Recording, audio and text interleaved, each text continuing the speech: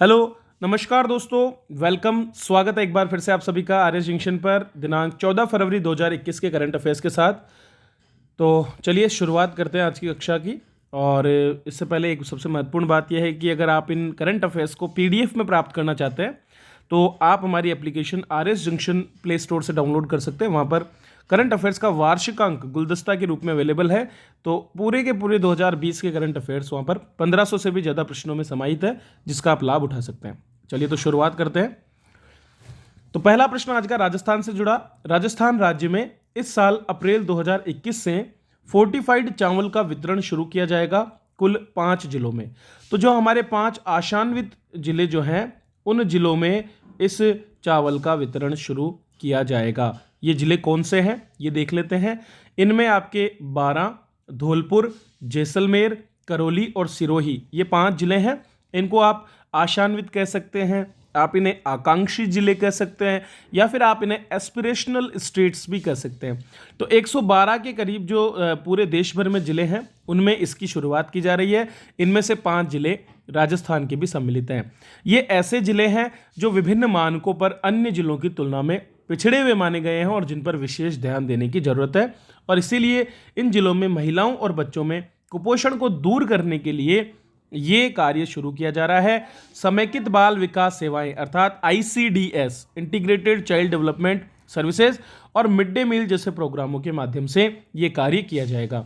दोस्तों, फोर्टिफाइड चावल किसे कहते हैं? फोर्टिफाइड चावल एक प्रकार का चावल होता है जिसमें अलग से विभिन्न प्रकार के पोषक तत्वों को ऐड किया जाता है और इस माध्यम से बच्चों की पोषण संबंधी जरूरतों को पूरा किया जाता है। तो iron, zinc, vitamin B1, B12 और फॉलिक एसिड जैसे जो जरूरी सूक्ष्म पोषक तत्व हैं जो विभिन्न बीमारियों से बच्चों को बचाते हैं और कुपोषण को दूर करते हैं, वे सभी इसमें ऐड किए जाते हैं। सामान्य तरीके से सरकार ये सभी चीज़ें वितरित नहीं कर सकती है, इसलिए मिड डे मील और ICDS जैसे जो प्रोग्राम हैं उनके माध्यम से ही ये कार्य यहाँ पर कर लिया जाता है। तो निश्चित रूप से इस कार्यक्रम को शुरू करने से जो है राज्य में जो इन 5 जिले हैं इनमें कुपोषण को रोकने में मदद मिलेगी।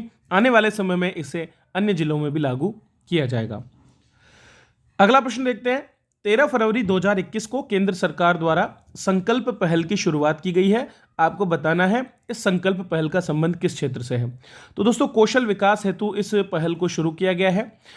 डॉक्टर महेंद्र नाथ पांडे जो कि कौशल विकास और उद्यमिता मंत्री हैं, उन्होंने transforming skilling through strategic partnership under संकल्प पहल की शुरुआत की है। संकल्प की फुल फॉर्म है skill exhibition and knowledge awareness for livelihood promotion. तो एक तरह से रोजगार को और जीवन जीने योग्य दशाओं को बढ़ाने के लिए कौशल विकास के लिए ये काम करता है। ये कार्यक्रम जिला कौशल प्रशासन और जिला कौशल समितियों को मजबूत करने के लिए विश्व बैंक द्वारा ऋण समर्थित एक कार्यक्रम, अर्थात इसको जो फंडिंग है वो विश्व बैंक द्वारा की जा रही है। इसी कार्यक्रम के अंतर्गत वर्ष 2018 में MSDE ने संकल्प के तहत awards for excellence in district skill development planning awards भी दे रहे हैं। मतलब कि ऐसे जिले जहां पर प्रशासन द्वारा कौशल विकास के अंतर्गत बेहतरीन कार्य किया गया है, उनको प्रमोट करने के लिए, उन्हें उत्साहवर्धन करने के लिए ऐसे कार्यक्रमों की एक अवार्ड की शुरुआत की गई है जिसका नाम है DSDP अवार्ड। इस परियोजना के लिए management and entrepreneurship and professional skill council के साथ साझेदारी में MEPSC एक काउंसिल है। इस काउंसिल के साथ मिलकर के कार्यस्थल पर लैंगिक संवेदनशीलता और यौन उत्पीड़न की रोकथाम के बारे में कौशल प्रशिक्षण का भी शुभारंभ किया गया है। अर्थात जो कार्यस्थल है वहाँ पर कहीं पर भी ऐसा कोई लैंगिक भेदभाव किया जाता है या फिर छेड़छाड़ की जाती है, कोई भी दुर्व्यवहार होता है, उसे रोकने में हमारा सिस्टम सक्षम हो, ये प्रयास इसमें किया जाएगा। तो ये जो एक परियोजना या काउंसिल के साथ ये जो रोकथाम की परियोजना चलाई जा रही है, इसमें 1800 प्रशिक्षुओं और 240 प्रशिक्षण पेशेवरों को प्रशिक्षित किया जाएगा और इसे राजस्थान, हरियाणा और पंजाब के 15 जिलों में लागू किया जा रहा है।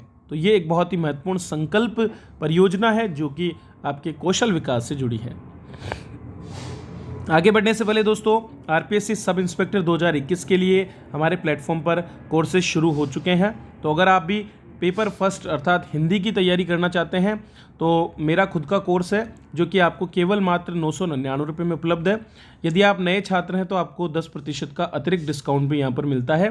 तो आज ही आप इसे ज्वाइन करें और अपनी तैयारी को आप आगे बढ़ा सकते हैं। Detailed video classes, A4 notes, MCQ quiz, 2 साल की वैलिडिटी, प्रीवियस ईयर के पेपर्स का डिस्कशन और डिस्कशन फोरम ताकि आप प्रश्न पूछ सकें, ये सारा हम इसमें देते हैं। इसके लिए आप RS junction application Google play store से डाउनलोड कर सकते हैं। इसके अतिरिक्त दोस्तों हिस्ट्री, आर्ट एंड कल्चर पर मनीष सर का कोर्स भी शुरू हो चुका है जिसका भी आप लाभ उठा सकते हैं। एक एक करके सभी टॉपिक्स पर हम कोर्सेज ला रहे हैं ताकि आप कम से कम समय में अधिक से अधिक जानकारी प्राप्त करके और अपनी तैयारी को आगे बढ़ा सकते हैं। चलिए अगला प्रश्न देखते हैं। हाल ही में स्वच्छ ऊर्जा की ओर आगे बढ़ते हुए किस ईंधन से चलने योग्य भारत के पहले ट्रैक्टर को लॉन्च किया गया है? तो दोस्तों CNG अर्थात कंप्रेस्ड नेचुरल गैस से चालित या फिर बदले गए एक डीजल ट्रैक्टर को केंद्रीय परिवहन मंत्री नितिन गडकरी द्वारा लॉन्च किया गया है। और ये जो एक नया बदलाव किया जाएगा, इससे हमारे किसानों के बढ़ते डीजल के दामों से उनको निजात मिलेगी और 50% तक वे अपनी बचत को बढ़ा सकेंगे। तो CNG जो कि एक स्वच्छ ईंधन है, उसकी वजह से अब क्या होगा कि चूंकि CNG की जो रेट्स है वो काफ़ी कम है लिक्विफाइड जो डीजल और जो बाकी अन्य जो पेट्रोलियम पदार्थ हैं उनकी तुलना में, और इसमें कार्बन और अन्य प्रदूषकों की मात्रा भी काफ़ी कम होती है। जहां हम LPG की बात करें तो LPG में आपके प्रोपेन और ब्यूटेन इनकी मात्रा बहुत ज़्यादा होती है। प्रोपेन C3H6 होता है, ठीक है। और अगर हम CNG की बात करें तो इसमें 50% के करीब आपके मेथेन होता है जो कि एक प्रदूषण मुक्त तत्व है, अर्थात इससे काफ़ी कम मात्रा में प्रदूषण होता है। तो CNG कंप्रेस्ड नेचुरल गैस होती है जो कि आपको प्राकृतिक रूप से अलग से बेड होते हैं इनके ज़मीन में, वहाँ से ये प्राप्त होती है। जबकि LPG जो है ये आपके जब पेट्रोलियम का प्रभावी आसवन होता है, प्रभाजी आसवन, उसी समय जो है इसको निकाला जाता है और बाद में इसको लिक्विफाइड करके और वितरित किया जाता है। हमारे घरों में जो गैस आती है वो LPG गैस ही आती है। दिल्ली जैसे क्षेत्रों में CNG का प्रयोग होता है। CNG किफ़ायती भी है क्योंकि इसमें शीशे की मात्रा बिल्कुल शून्य होती है। ये गैर संक्षारक होती है, गैर तनु होती है और गैर दूषित होती है। इससे इंजन भी जो है उसका जीवन काल बढ़ता है। इसमें नियमित रखरखाव की भी कम आवश्यकता होती है और ये सस्ता है क्योंकि पेट्रोल की कीमतें बढ़ती चढ़ती रहती है जबकि CNG की कीमतें स्थिर है। इसके साथ ही डीजल पेट्रोल से चलने वाले वाहनों के मुकाबले CNG वाहनों का औसत माइलेज भी बेहतर होता है। तो किसानों की काफ़ी बचत इसमें होने वाली है। एक और जो सुरक्षा इसमें यह है कि चूंकि CNG गैस हल्की होती है और दूसरा इसके टैंक भी सील के साथ आते हैं तो ईंधन भरने या छलकने की स्थिति में विस्फोट की संभावना कम होती है, जबकि LPG भारी गैस होती है और वो नीचे ही जम जाती है। डीजल परिवर्तित इस CNG ट्रैक्टर को बनाने का काम रोमेट टेक्नो सॉल्यूशंस और टोमासेटो अचीले इंडिया द्वारा संयुक्त रूप से किया गया है और 18 महीने के भीतर इसका वाणिज्यिक उपयोग भी शुरू हो जाएगा। अगला प्रश्न देखते हैं। 13 फरवरी को प्रतिवर्ष देश में राष्ट्रीय महिला दिवस के रूप में मनाया जाता है और ये मनाया जाता है सरोजिनी नायडू के सम्मान में। तो आइए इनके बारे में थोड़ा सा जान लेते हैं। सरोजिनी नायडू जो कि एक स्वतंत्रता सेनानी और कवयित्री थी, उनका जन्म इसी दिन हुआ था। उनको अपनी कविताओं के कारण भारत कोकिला के रूप में भी जाना जाता था। इसके अलावा भारतीय राष्ट्रीय आंदोलन में एक प्रमुख महिला नेत्री के रूप में उन्होंने अपनी भूमिका निभाई है। 13 फरवरी 1879 को उनका जन्म हुआ। 12 वर्ष की छोटी सी उम्र से ही उन्होंने कविताएं लिखना शुरू कर दिया था। महिलाओं के अधिकारों के लिए संघर्ष करने के लिए भी वे जानी जाती है। साल 1925 में उन्हें कांग्रेस का अध्यक्ष बनाया गया था। आपको बताना है कि कौन से एक अधिवेशन की अध्यक्षता उन्होंने की थी। थोड़ी मेहनत आप भी करें और मुझे ये भी पता चल पाएगा कि कितने छात्र जो हैं वीडियो को अंत तक देख रहे हैं, क्योंकि कुछ ऐसे भी होते हैं जो शुरुआत में देख करके भाग जाते हैं, लेकिन जो नियमित बने रहेंगे वे सफलता पाएंगे, जो क्षणभंगुर होंगे वे नष्ट हो जाएंगे। उन्हें 1928 में ब्रिटिश सरकार द्वारा भारत में प्लेग महामारी के दौरान कार्यों के लिए कैसर-ए-हिंद से भी सम्मानित किया गया था। 1932 में वे भारत के प्रतिनिधि के रूप में दक्षिण अफ्रीका भी गई थी। इसके अलावा देश की आज़ादी के बाद उन्हें भारत की पहली महिला राज्यपाल भी बनने का गौरव मिला।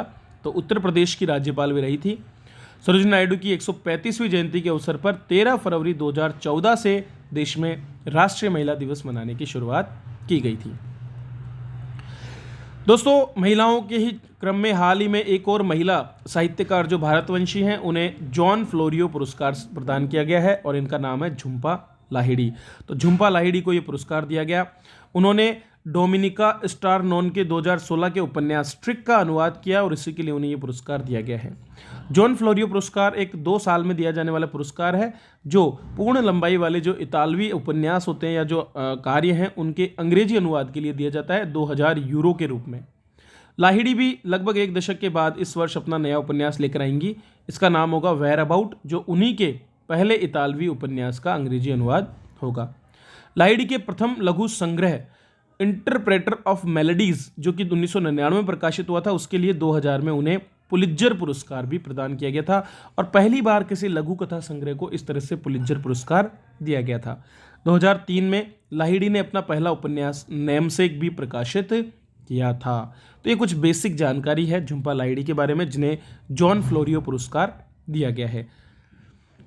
चलिए अगला प्रश्न देखते हैं। हाल ही में चर्चित पुरातात्विक स्थल वडनगर ये चर्चा में रहा है, तो आपको बताना है कि किस जिले में वडनगर स्थित है। गुजरात जो कि पुरातात्विक स्थलों का पूरा क्षेत्र है और एक से बढ़कर एक जो है पुरातात्विक स्थल हमको गुजरात से मिलते हैं। इसी क्रम में महेसाना जिले के वडनगर जो कि प्रधानमंत्री श्री मोदी का गृह नगर भी है, वहाँ से जो है 2री सदी के अवशेष हाल ही में मिले हैं। वडनगर के अमरथोल के समीप पुरातत्व विभाग की ओर से उत्खनन किया गया जिसमें 2000 वर्ष पुराना 12 से 14 मीटर लंबा किला और उसकी दीवार, मकानों के अवशेष आदि मिले हैं। इसके अलावा शंख की कलात्मक चूड़ियाँ, चांदी, तांबा, पीतल के सिक्के, मिट्टी के बर्तन और मकान मिले हैं। महेसाना के वडनगर में ये खुदाई हाल ही में की गई है। 50 मीटर का परकोटा इसमें खुला गया है और 200 मीटर परकोटे को और खोदा जाएगा। उत्खनन के दौरान 3री सदी का बौद्ध स्तूप और समाधि अवस्था में कंकाल भी यहाँ से मिले हैं। दोस्तों ये केवल ऊपरी स्तर की खुदाई है। अगर आने वाले समय में निचले स्तर की खुदाई होती है तो हो सकता है सिंधु सभ्यता कालीन भी बहुत से अवशेष यहाँ से प्राप्त हो सकें। तो नक्शे में आप देख सकते हैं ये जो राजस्थान और गुजरात की सीमा है, ठीक है, वहीं पर आपका ये महेसाना में वडनगर स्थित है जो अहमदाबाद से उत्तर दिशा की ओर है। चलिए, तो ये थे आज के करंट अफेयर्स जिन पर हमने चर्चा की। PDF में यदि आप वार्षिकांक लेना चाहते हैं तो वो आपको मिल जाएगा हमारी एप्लीकेशन RS जंक्शन पर। आज ही डाउनलोड करें और विभिन्न कोर्सेज का वहाँ लाभ उठाएं। बहुत से फ्री कोर्सेज और पेड कोर्सेज वहाँ अवेलेबल है जिनसे आप अपनी तैयारी को आगे बढ़ा सकते हैं। इसके साथ मैं आपसे विदा लेता हूँ। वीडियो देखने के लिए आप सभी का बहुत बहुत धन्यवाद।